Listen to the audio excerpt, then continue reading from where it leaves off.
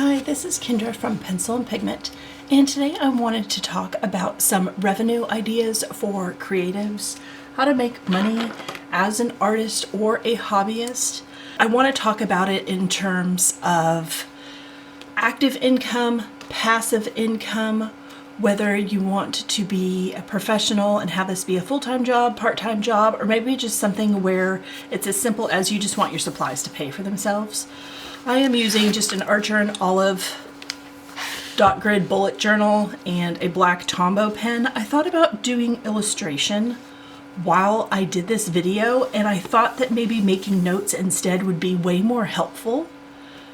Not as visually interesting, but just more helpful. So this is how I figure out what I want to do, and when I ask other artists what they want to do and help them come up with revenue ideas, this is the process I run through.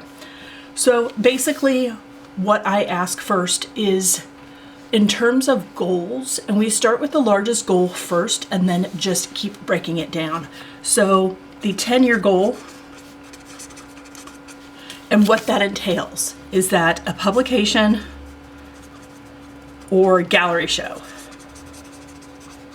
And these are just examples. Again, yours may be something completely different. Maybe you want to not have a second job.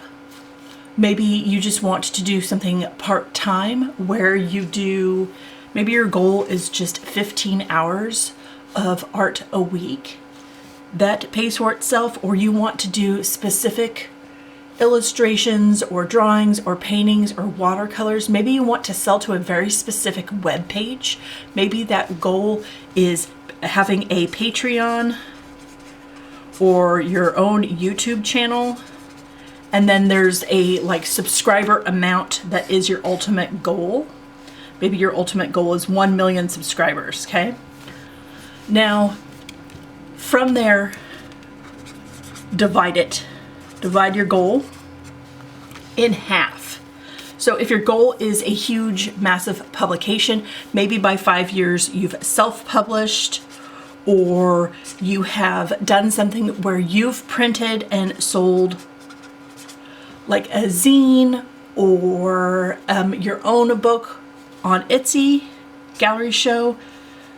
Maybe it's a smaller gallery. Maybe this is museum. Maybe your 10-year goal is a major museum, and so your 5-year goal would be smaller galleries or gallery shows. Patreon, maybe it would be just building a following that is something where folks are really interested in your stuff. Maybe you've done 5 years of information gathering. You've seen your favorite artists and their Patreons and what they give out, what they offer, what they do.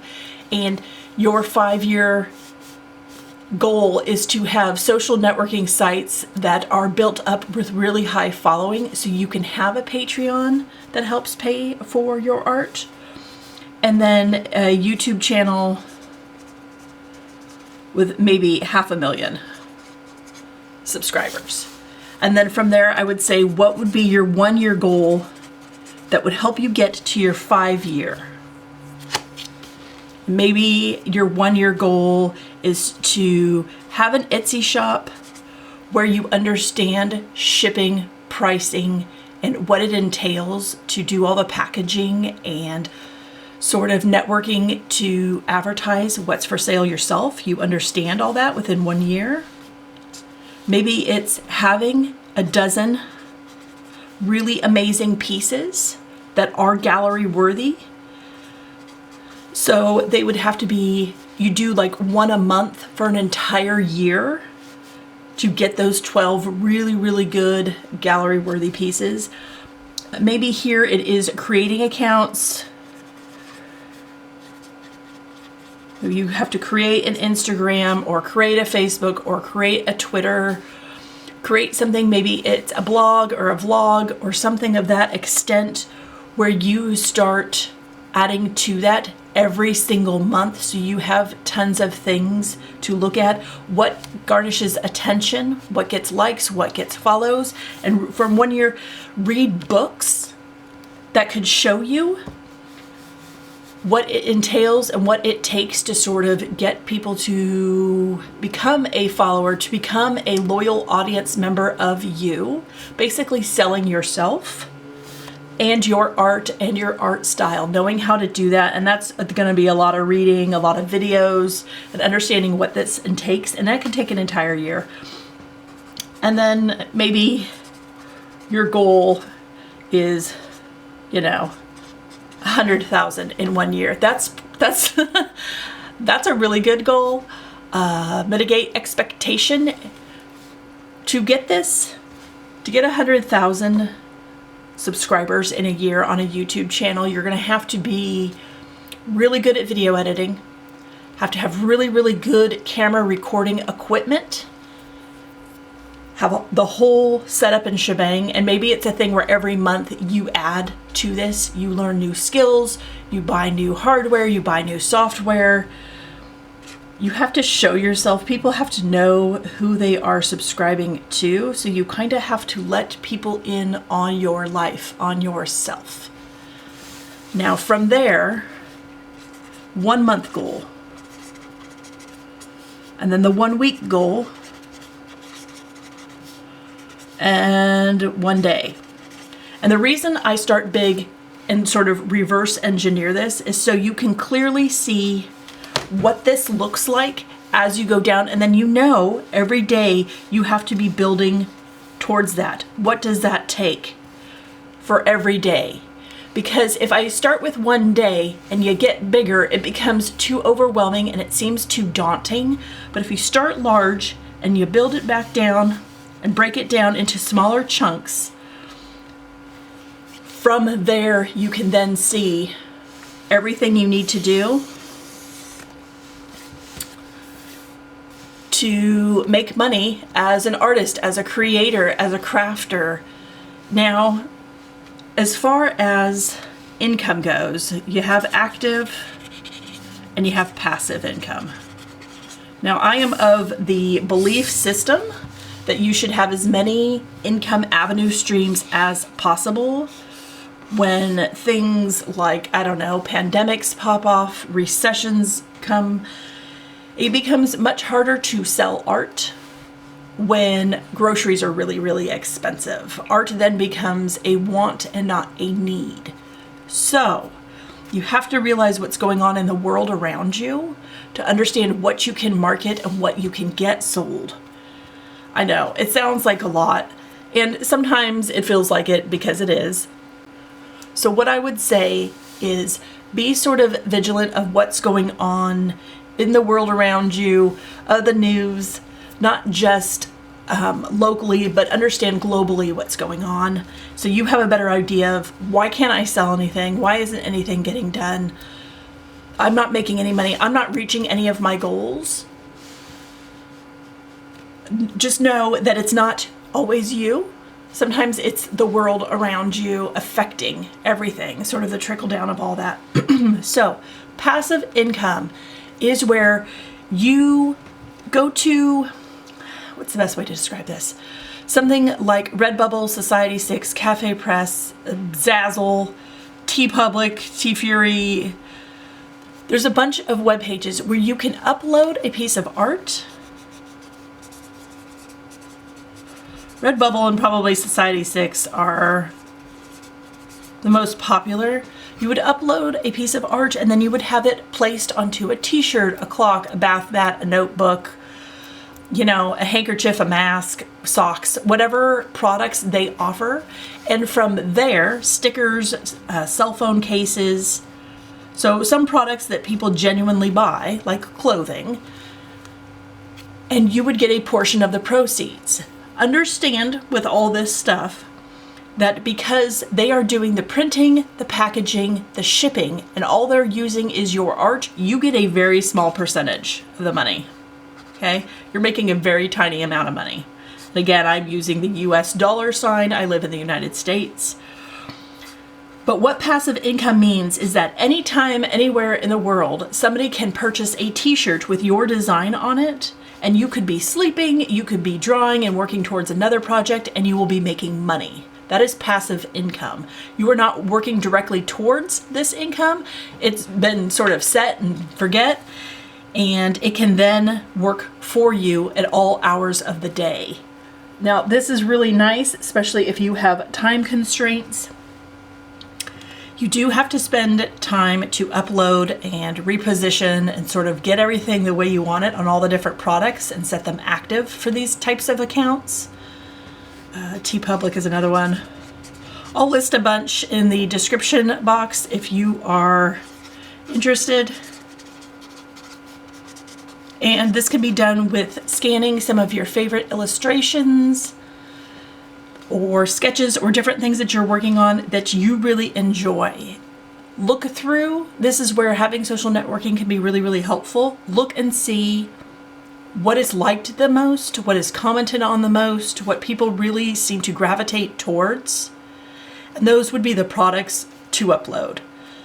Now, it is really, really competitive. There are thousands of designs and illustrations on these sites. So to get noticed, you either have to have a loyal fan base that sort of brings those fans to these pages because they want your art on different products, or your illustrations or designs or whatever you're creating are really unique. Your style is unique. It's something a little bit different. It's a niche maybe that's not being met already on the page that people will find and then purchase from. You have to kind of stand out a little bit, either in style or subject matter. Find a need, fill a need. So if you're looking for a product on here or a specific design for a cell phone case and you're not seeing it, and it's something you really want and you think it might be something that other people would enjoy, then that is the product that you need to create and upload. Now, you do need computer programs for some of this stuff, but if you are on a limited budget, limited income, you're doing a low or no buy art supply, there are free programs that are free of charge. There are open source programs, which means you can go into the source code of the program and tweak it and add more things to it if you understand coding and how programs work. So for example, if you need something to edit, you know, maybe you're uploading really beautiful photos. You're doing, let's see, who can you do photos through? You can do 500 pics, Alame, Getty Images. Maybe you're a photographer and you prefer this format. If you don't own Photoshop, you can use Photopea.com.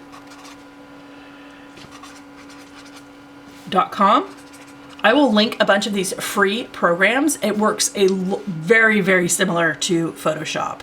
There are dupes for the Adobe programs that are free, and some are open source that you can use. So Illustrator, Inkscape, InDesign, Scribus. There are a bunch that are free. Lightroom, you could use Darktable.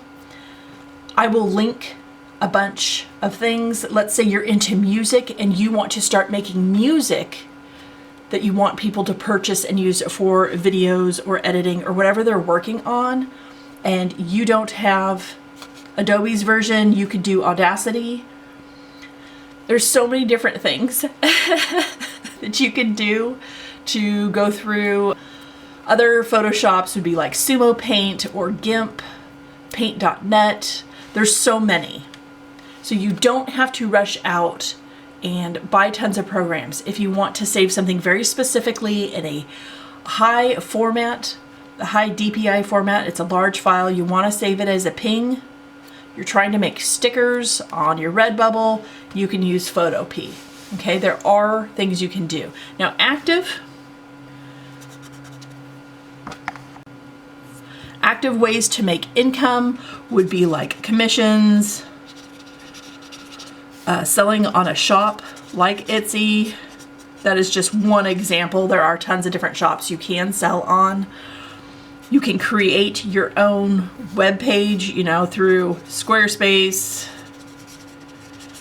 That's, again, you'll have to pay for this one. Keep in mind, Etsy, they charge, it's like 20 cents per listing, and then they take a small percentage per each sale. So Etsy does make income off of what you're selling. Just keep that in mind. It's not everybody's favorite shop. I'm just using that one as an example. There are more. So you could literally be making commissions while you are selling things online at the same time, because you've uploaded your favorite drawings and illustrations. So you have active and passive. You could have 3 or 4 things going. You can set up a Ko-Fi, which is like somebody buying you a cup of coffee.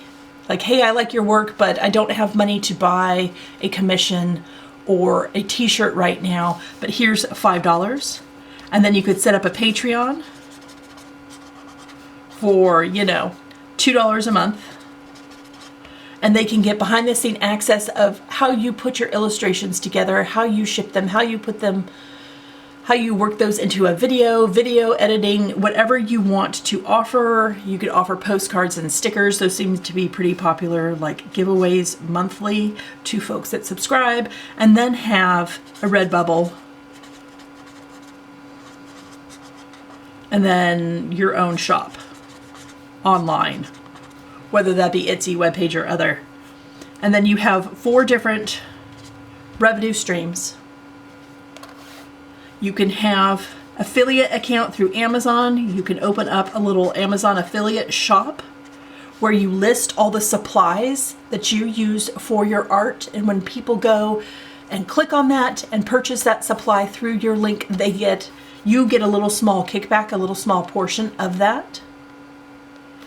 So if your favorite thing in the world is colored pencils, then you would link your favorite colored pencils that you use, and then if they go and click on that and purchase that, you would get a small percentage. So all these things could then equal and end up to being a monthly income that you could live off of, or a part-time income. Keep in mind, all this is a ton of work. Listing it out and making it sound really simple, it doesn't count for the hours it takes to draw the initial illustration, to then take the illustration to your computer and then, you know, scan the illustration. This is your scanning bed, right? You're scanning your illustration, and then you're on your computer again, editing it, trying to make it look nice, and then putting it on. This is all hours of work for one drawing, one creation. There's in print. If you just want to do prints, in print is really nice, minted. There's different things, videography. If you want to sell little video clips, you could do Video Hive, music, Audio Jungle, fabric. If you want to turn your illustrations into fabric, wrapping paper, things like that, you could do Spoonflower. Keep in mind with Spoonflower, you have to purchase samples of everything, so you have to spend money to make money through them. You'll have to purchase all your stuff and see what it looks like on fabric first before you can make it go live and actually sell fabric, and then have that be another passive income. Okay, that would be another one. If all this is too much, or you want to concentrate on one thing and you want to start small, again, maybe all this is your 10-year goal. This whole thing is 10 years, but you want to start simply, commissions. What I would recommend, because these are probably one of the larger money makers for your time, would be to do commissions. And they don't have to be extremely large. You could start small, like trading card size, or 5x7, and go to the dollar store, get some nice frames that you paint up or something. Or thrift store, you can refurbish frames, 8x10s that are framed in nice mats or something. Finding things that people want illustrations of is so valuable. It's such a useful skill. So what people care about are sentimental things. Their pets, their children, their first home, things that have meaning to them. So when somebody's like, oh, I don't know what to buy so-and-so, you jump in and say, oh, I'll illustrate blank for them. Their favorite childhood toy, their first car, a fun memory, a comic. Maybe you're a comic artist and you want to do a comic for them. and they're in it, or just a portrait. Finding things that people are sentimental over is what they will be willing to spend money on. So I would say hit up the folks you know. They already know you. They already like you. You're already in their life. You don't have to sell them on you. They already know how trustworthy you are and how great you are as an artist and creator. Maybe you want to do something more along the line of crafts and you like doing cards. Finding local gift shops in your area that would be willing to pick up 1 or 2 cards on a trial basis to see if those are good sellers before they bring in a bunch more could be a fun way to recoup some of the money that's spent on the supplies and the time of creating. So if you don't have a large family or a large friend group, that is absolutely fine. Like introverts unite separately. Hitting up smaller shops that you feel comfortable in that sell things that look and blend in with your style. Like they already sell some local crafter cards or some local prints from different artists in your region. Finding places like that. Cold calling is tough, but walking in with a couple samples and just having them on you is a much easier way to sell them on your stuff, is if they can see it in person and then they can actually visualize it in their shop, in their store, in their area. So if someone has had a baby, I would recommend for first birthday or a commission being like, hey, you know, I do child portraits, infant portraits. If that's something you'd be interested in, let them know, like, hey, $100, $50. When you're just starting out, maybe you're just starting and you're working in trade. Maybe they work in a shop and be like, hey, I'd be willing to trade you XYZ for a child illustration. Trading can also be a valuable resource for items that you don't have that you need. So I wouldn't do everything just for money when you're starting out. It can be really, really helpful to work within the community and find things that other people need and sort of move things around through that. Can be a great way to get your name out. Business cards, you can print some at home. You can make them solely unique. You can stamp them. Anything you go to do, if maybe this is calligraphy is something you're interested in, doing hand calligraphy on your own business cards is a great sell. It just is. Having a unique design and being a graphic designer on your business card is amazing. Little fun illustrations on business cards, like you could just cut cardstock. You don't have to rush out and buy all the things right away. Use what you have to sort of get your name out and tell people about you. And if somebody goes, wow, that's amazing, you could even then sort of, hey, what do you think this image would look fun on? You can ask people leading questions to get ideas and start making your own notes for your products. So if somebody says, oh wow, I really, really like that. What would you like that on? Would you like that as a cell phone case? Would you like that as a sticker? Would you like that as a print that hangs on your wall? If you do abstracts, if your whole thing is, you're like, none of this applies to me, I don't do detail, hyper-realistic stuff. If you do huge, sweeping abstracts, who you want to talk to is the planning center, the planning commission in your area. You want to hit up the hotels that are going to be built and then pitch. And you're going to have to go to the library and get books. You're going to have to go online. You're going to have to watch videos of how you pitch a whole amount of sale to a corporation, to a company, and then be like, you need, what you need is my art in your hallways and above the beds. So if you do huge landscapes and you have a bunch that are sitting after a gallery show or a museum show and they didn't sell, consider going to an Airbnb or to a business that corrals some of that and see if they'd be willing to purchase your art for their walls. It doesn't matter what style of art you do. There is someone that needs that, that wants that, that could benefit from that in their life. So start thinking about what you create. If you create very sort of urban, modern things, find a shop that sells like funky clothing and really cool latest design fashions and see if they'd be willing to either A, sell your art on their walls, and they can be like a little gallery wall thing in their shop that has your designs, however you do and create those. A coffee shop. A lot of coffee shops will sell art and things. There's even like a local grocery store that'll do that within their sandwich shop where I live. Or you sell them to that place and then that is their wall art. So, lots in shops, stores, hotels, businesses, banks. Think about every institution you walk into, everything you use puts art on their walls, from your dentist to your orthodontist to your doctors. Look and start seeing what kind of stuff they have. I mean, obviously a pediatrician would gravitate more towards juvenile or things geared towards a younger audience. So if you want to be a children's book illustrator, you could start with selling art and prints on Etsy. You could sell originals within a pediatrician's office, and then you could pitch yourself to either an illustration manager, illustration publisher, or an actual publication that publishes children's books, very similar vein of what you create, and then have those avenues and revenues. Have as many as possible, so when things hit hard or get difficult in the world, in your area, you still have other things you can fall back on.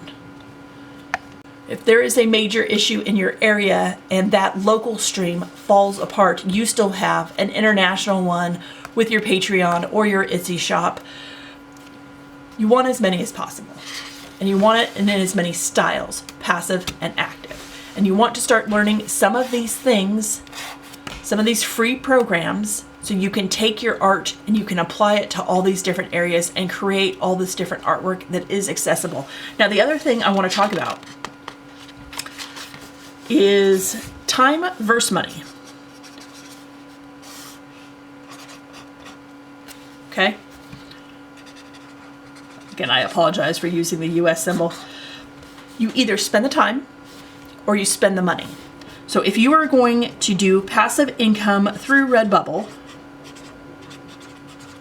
what you are doing is spending money. And you are spending money by them doing all the work. They are putting it all together. Yes, you uploaded everything and you've clicked active on all the different items you want to have your illustration on, or your design, or your creation. But since they are printing, packaging, and shipping, and you only make a small percentage. So if they're selling a $20 t-shirt, you're only making $2, for example. I believe this is more and this is a little less. So you're spending money. You're removing the amount you would make in lieu of them doing all the work, okay? Time. If you were selling on Etsy and you are selling a design that you have printed on shirts that you have purchased, then you then have to calculate packaging time, advertising, because believe me, shops like Redbubble do a ton of advertising. Shipping. Maybe you have a thing going where you don't have to take it to the post office. The post office knows to pick up packages from you, which is great. You print your own labels at home, so maybe you have a little bit of extra equipment or supplies, packing tape, packing labels, making sure that everything inside isn't going to get bent and ruined, so you need shipping supplies as well. Whether you use biodegradable stuff or packing peanuts or whatever those little air bubble things are, bubble wrap. All this takes time. Yes, you will make a larger amount of money. So if it cost you $20 to make the shirt, you can then sell it for $30. You are making $10 over here versus $2 over here. But you're spending an additional amount of time to do all the packaging and do all the shipping and do all that work. So you have to then sit down with yourself and ask yourself, what do I have more of? Do I have more time to do all this stuff? Do I have the space in my house, my office, whatever, to do all the layout for packaging, making sure things don't get bent? You know, you went to a printer or you did the printing yourself. There's a lot of startup costs if you don't already own the supplies for something specific. Maybe you're just doing prints and you're printing on giclée paper and you're making sure everything's acid free and you're signing and numbering it. You just have to make sure then that corners of your art aren't getting bent, or if you're rolling it in a tube, it's not getting smashed. You just figure out what you have more of. Do you have more time, or can you sacrifice more money because you don't have the time to do it? So ask yourself what you have to give and what you don't have to give. I don't have a lot of time, which is why my Etsy shop always sits and looks the way it does. I don't have a lot of time to do all this stuff. I'll end up working into the night while folks are sleeping because I'd rather have the family time. So sometimes it's worth its cost to get some things out and earn a little bit of this income. Maybe you want to start your own product line of art supplies, like going through a company like Etcher that picks up things like that, or contacting China direct because they manufacture and make a lot of things, and then having those cases of your product shipped, if you're making your own sketchbooks or whatever, en masse to your house, and then doing the work of packaging and shipping. It just depends on where you want to spend your time while you're trying to figure out all the different and as many revenue streams as possible that meet your goals of the things you want to do.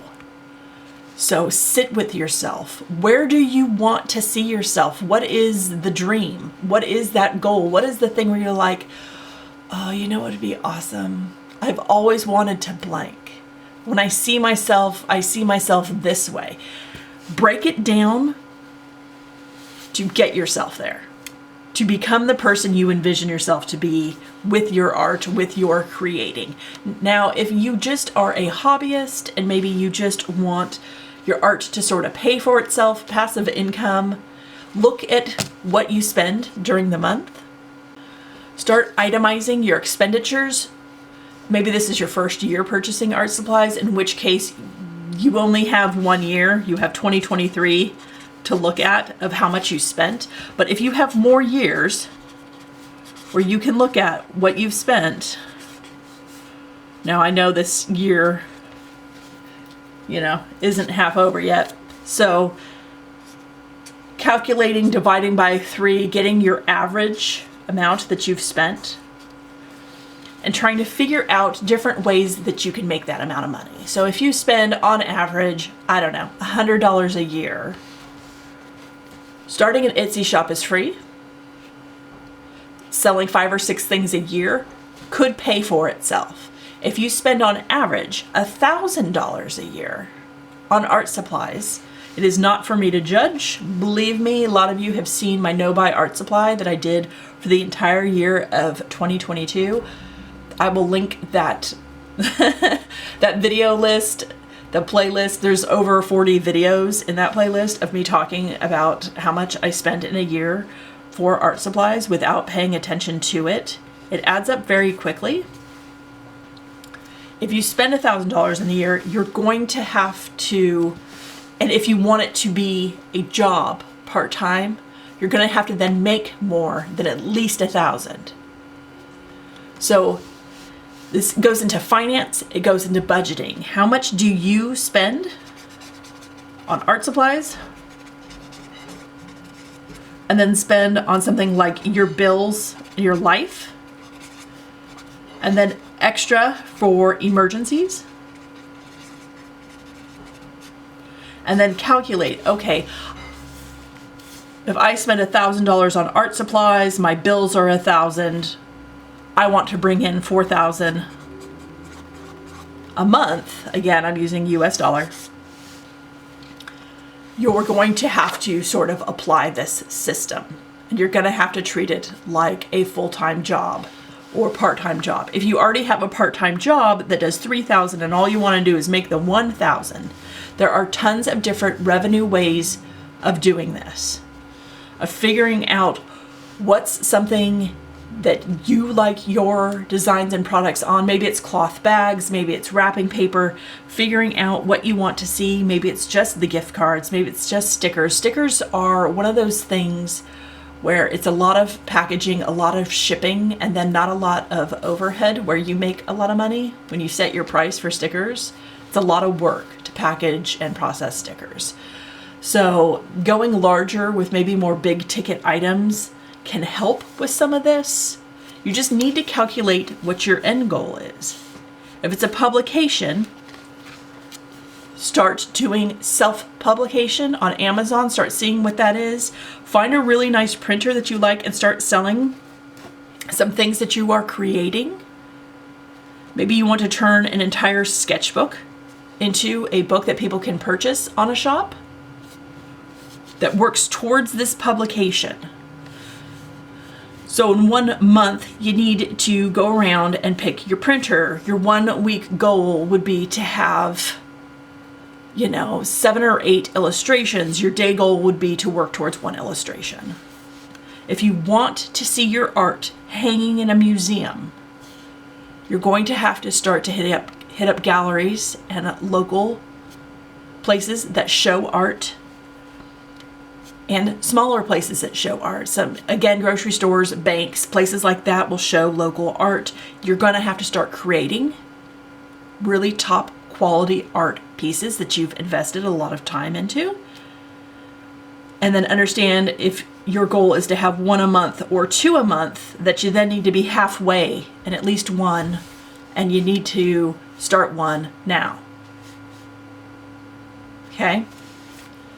If your goal is to have a huge following and you want to monetize all your social media, social networking sites, and then have people support and follow you through Instagram, through Twitter, through some of these, through Patreon, you're going to have to sell your art and sell a little bit of yourself. Really good examples of this would be like Martha Stewart, Snoop Dogg. They are really, really good at marketing them with their product they are selling. Again, they've teamed up and taken 2 different types of demographic of audiences and put them together. So it's brilliant. They get twice the following, twice the audience. You're going to have to start to read books. There are tons of books out there about way to gain a large following on social media and social networking. From experience and from what I know, I would say Twitter, if you have a great sense of humor and you can lock down in on something that is currently being talked about, but apply it to yourself in a humorous way, you will gain traction on Twitter. On Instagram, if you are kind of either have a unique voice or a unique style of art that is garnishing followers, then you are standing out in the crowd. You can pay to have your illustrations and your, like, the things that you post pushed. It's called a push on Instagram. So you'll pay like $5 to get your post seen by a larger audience, and sometimes that can garnish a return of followers. There is that equation, and I wish I could remember what book I got it from, but I read a lot of books, and it was passion plus usefulness equals success. And that was the equation for doing your life and trying to, especially as a freelancer, with a lot of freelancers out there, if you are offering some sort of knowledge or something that other folks can use along with what you love, then you will get in return the followers and the people that want to see more of your stuff and will purchase from you. YouTube, YouTube is difficult. I would say if your goal is to have the #1 most successful artist YouTube channel on YouTube, find some middle range YouTubers. I would say some of the higher up ones are really hard to contact and have them respond back to you. So find some folks that are sort of in this range, contact them. If there's books that they recommend, look through their videos. Sometimes YouTubers will post like what books they read that helped them realize and achieve their goals. Sometimes it's collaborating with another well-known YouTuber in the area that can sort of give you a boost. You could purchase followers. I don't know how that works. I've never done that. My numbers reflect that.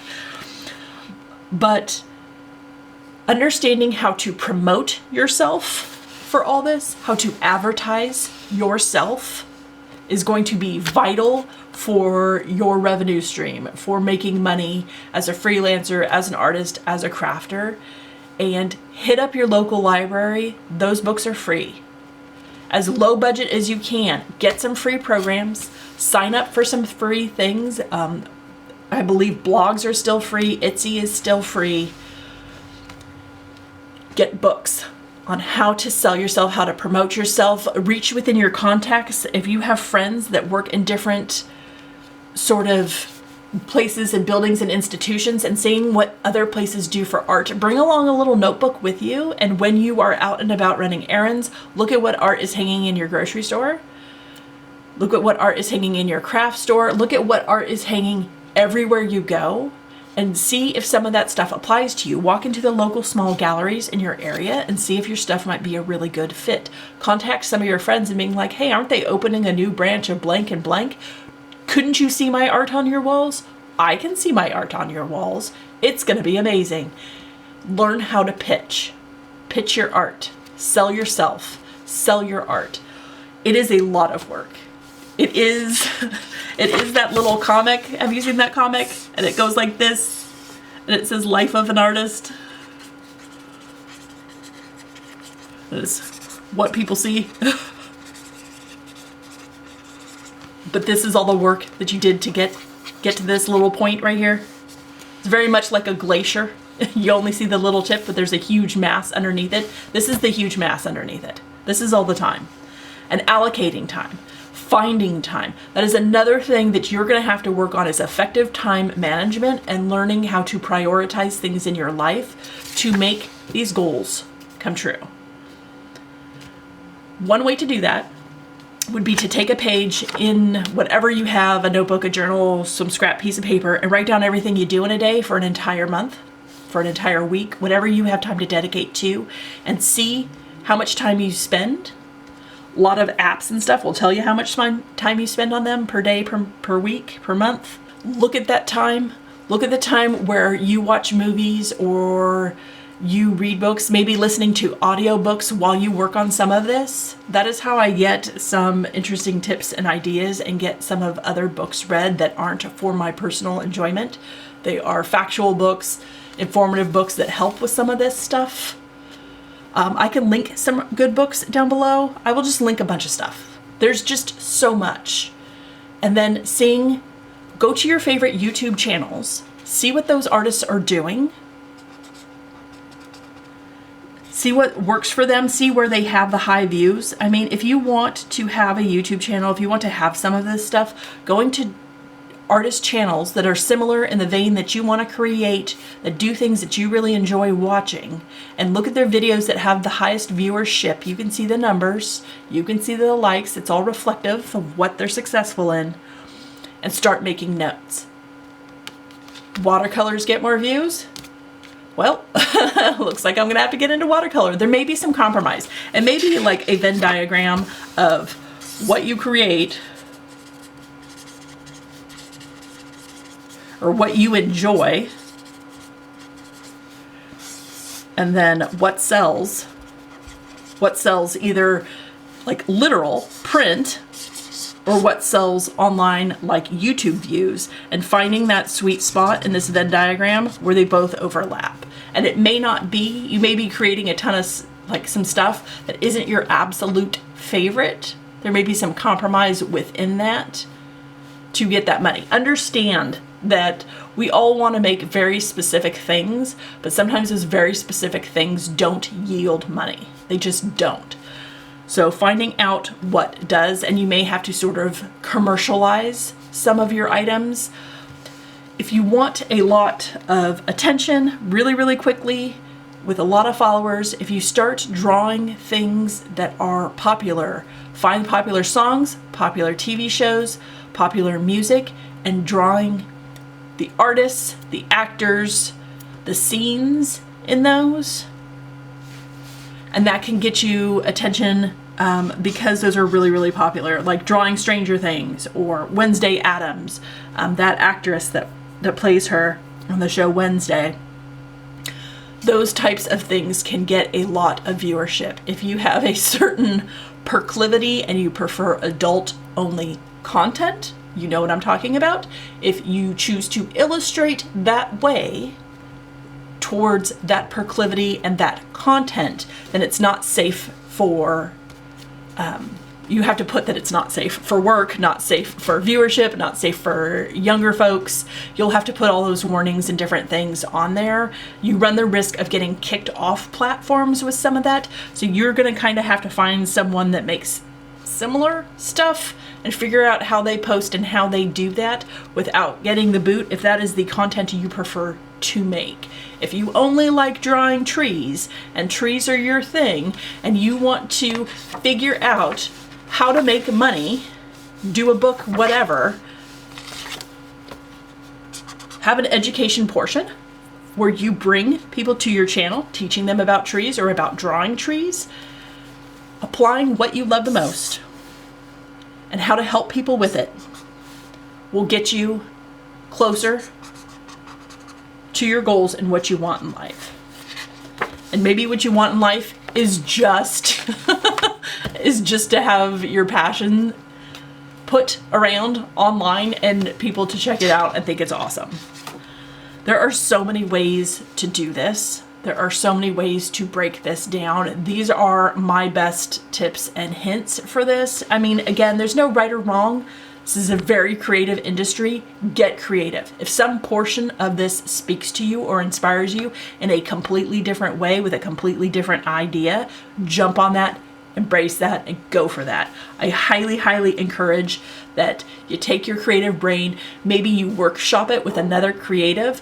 We tend to work in a very isolated, sort of in a cave type space. If you can figure out sort of a mentor-mentee situation or have someone that is getting closer toward their goal, give you tips and ideas and reach out and maybe offer something in return to that of ideas of something you're working towards that maybe they are not as strong as or strong with.